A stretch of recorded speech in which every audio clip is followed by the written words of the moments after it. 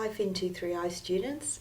I just wanted to give you some preview, I guess, of Assessment 3, which is due on April the 30th. This assessment is worth 30% of your marks. So, double the last one, I guess, if you want to look at it that way. You've basically got 3 separate tasks to do, okay? The first one question 1 deals with the loanable funds topic. And really, I want you to embrace the role, I guess, and write it as though you were writing a newspaper article. Okay, now the task in itself isn't very difficult, I don't think. You just need to really work on your clarity of expression, write it in the style of a newspaper article if you like, and just try and really do a couple of drafts, I think, to get a really good chop at it. What you've got to analyse is quite a simple task.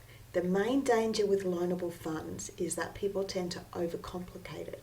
Okay, it is a very simple model of demand and supply, and all you really need to do is identify, in this particular event that I've done it, which is the impact here about the increase in business investment, okay, is having on interest rates in the economy.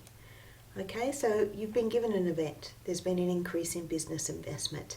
What I want you to do is use this model to analyse the impact on interest rates of that. You don't need to take into account second, third, fourth and fifth round events. Okay, we know it's only a partial model, like all demand and supply models are.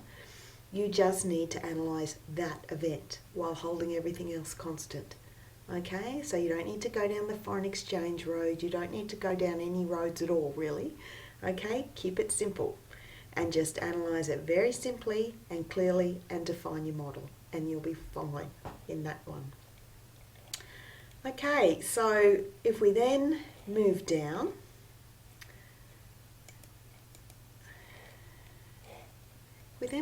to question 2. Okay, and what you need to look at here, this is a question dealing with the term structure of interest rates. So you've got to calculate your forward rates, and then, and thank you to one of the students who's already pointed out that I have made a bit of an error here. It says the next 3 years, okay?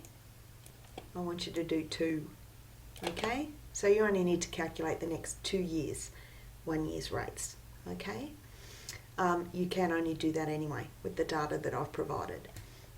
So, and then I really want you to tell me about the theories that you've used that underpin those calculations, okay? So it's just describe the theory to me, then do some calculations, okay? So, and the calculations are based on the pure expectations theory.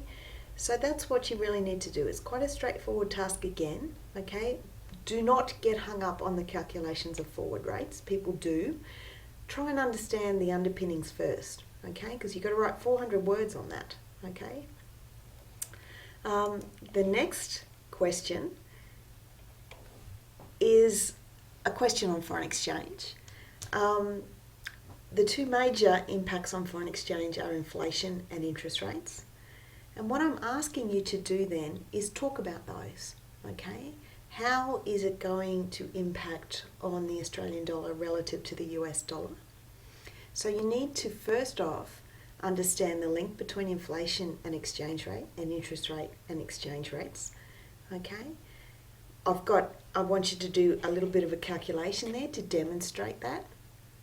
Now the lecture notes and the module materials will be very helpful to you here. Okay, please have a look at that stuff. Also, going back to question 2, I've got a worked whiteboard example of the calculations of forward rates, okay, as well as a written description, which is in the general overview, which I think is very helpful as well. Okay guys, as always, please don't hesitate to contact me. The marking criteria is the same as last time, it's just that the numbers on each of those criteria are a little different. So have a look at those, but basically I'll be marking the same way. I mark everything myself, And as I said, please don't hesitate to contact me if you've got any queries. Okay guys, I'll talk soon.